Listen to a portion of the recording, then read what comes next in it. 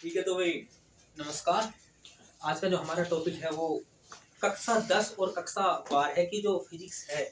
तो कक्षा 10 और 12 की फिजिक्स दोनों के यूपी बोर्ड के ओरिएंटेड है और दोनों ही क्लासों के बच्चों को बहुत ज़्यादा बेनिफिट होने वाला है।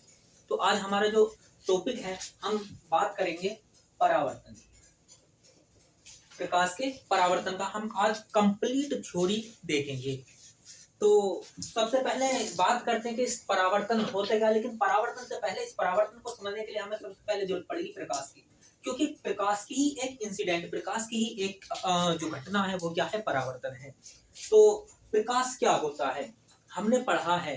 प्रकाश एक ऊर्जा है। सबसे पहले बेटा क्या कहेंगे, प्रकाश क्या है, ऊर्जा है। अच्छा पूछेंगे प्रकाश क्या स्वयं दिखता, तो स्वयं नहीं दिखता।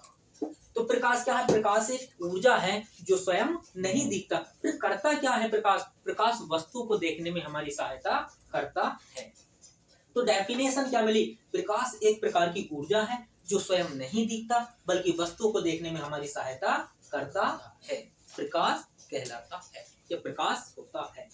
तो प्रकाश की डेफिनेशन समझ में आ गई क्या, प्रकाश क्या है। सबसे पहले पूछेंगे समझा प्रकाश, प्रकाश क्या होता है, प्रकाश एक प्रकार की ऊर्जा है और प्रकाश स्वयं नहीं दिखता बल्कि वस्तु को देखने में हमारी सहायता करता है। अब बात करेंगे प्रकाश के गुण, प्रकाश के गुण, प्रकाश के गुण क्या क्या है। प्रकाश के गुणों में बात करते हैं। सबसे पहले हम देखते हैं कि हमने कहीं देखा होगा कि जब भी प्रकाश किसी भी मार्ग पर गुजरेगा, मतलब प्रकाश कहीं जाएगा और किसी वस्तु को हम उसके बीच में ला दें तो उसकी छाया बन जाती है। देखा होगा जब भी लाइट जाए उसके बीच में किसी वस्तु को रख दो, उसकी क्या बन जाती है, छाया बन जाती है, प्रतिबिंब बन जाता है। तो पहली बात क्या है, पहला गुण क्या है, प्रकाश सीधी रेखा में गमन करता है। तो प्रकाश कैसी रेखा में चलता है, सीधी रेखा में चलता है। आगे देखते हैं प्रकाश की जो चाल होती है वो अलग अलग माध्यमों में अलग अलग होती है। कैसे, इसको इस तरह से समझेंगे। हमने देखा हुआ इस टाइम दिन सर्दियों के हैं तो कोहरे के दिन में जो लाइट है वो ज्यादा दूर तक नहीं जा पाती, लेकिन गर्मियों के दिन में अपेक्षाकृत ज्यादा दूर तक चली जाती है। तो अलग अलग माध्यमों में प्रकाश की चाल अलग अलग होती है। आगे देखेंगे निर्वात, निर्वात में प्रकाश की चाल ध्यान रखना, विकल्प में पूछ सकता है 3 गुणा 10 की घात 8 मीटर प्रति सेकंड। तो निर्वात में प्रकाश की चाल कितनी होती है, 3 गुणा 10 की घात 8 मीटर प्रति सेकंड होती है। आगे देखते हैं, पहला हमने क्या पढ़ा, प्रकाश सीधी रेखा में गमन करता है। दूसरा हमने क्या पढ़ा, प्रकाश की चाल अलग अलग माध्यमों में अलग अलग होती है। नेक्स्ट क्या पढ़ा, निर्वात में प्रकाश की चाल 3 गुणा 10 की घात 8 मीटर प्रति सेकंड होती है। नेक्स्ट देखते हैं हमने क्या पढ़ा, अभी प्रकाश के गुण पढ़े। देखो प्रकाश के गुण दोबारा से रिपीट करता हूँ। पहला क्या है, प्रकाश सीधी रेखा में गमन करता है। दूसरा क्या था, प्रकाश की जो चाल होती है वो अलग अलग माध्यमों में अलग अलग होती है। निर्वात में प्रकाश की चाल 3 गुणा 10 की घात 8 मीटर प्रति सेकंड होती है। प्रकाश के गमन के लिए किसी माध्यम की आवश्यकता नहीं होती। अब नेक्स्ट जो पॉइंट है वो इतना इंपॉर्टेंट है जिसका हम पूरा चैप्टर पढ़ेंगे। जब भी प्रकाश किसी चिकने पृष्ठ से टकराता है, जब भी प्रकाश किसी चिकने पृष्ठ से टकराता है तो टकराकर उसी माध्यम में वापस चला जाता है। यह घटना प्रकाश का परावर्तन कहलाती है। पढ़ा होगा, कक्षा 10 वाले भी और कक्षा 12 वाले भी सभी इस चैप्टर को स्पेशल पढ़ेंगे कि प्रकाश जब भी किसी चिकने पृष्ठ से टकराएगा तो टकराकर उसी माध्यम में वापस चला जाएगा और यही घटना प्रकाश का परावर्तन परावर्तन कहलाएगी।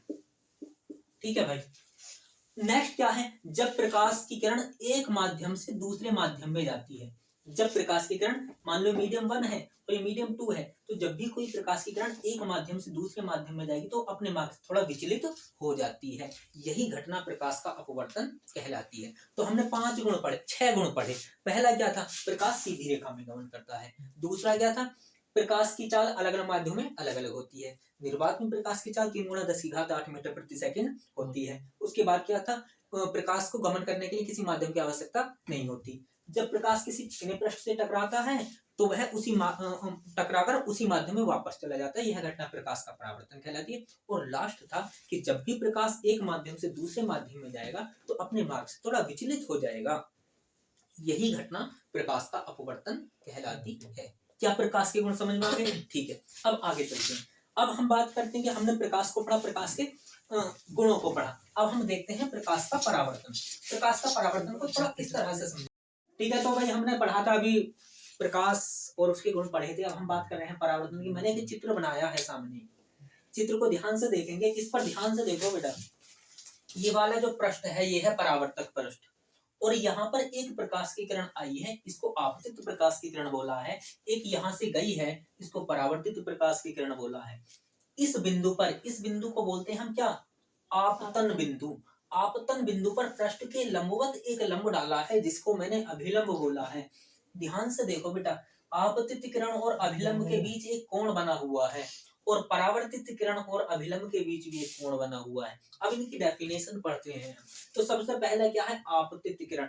देखो, किसी भी प्रकाश स्रोत से आने वाली प्रकाश की किरण, मतलब कोई सूर्य है, लाइट है, मोमबत्ती है, धूपबत्ती नहीं कह सकते, तो वो क्या है, प्रकाश स्रोत है। तो किसी भी प्रकाश स्रोत से आने वाली प्रकाश की किरण आपतित किरण कहलाती है। क्या बात समझ में आ गई?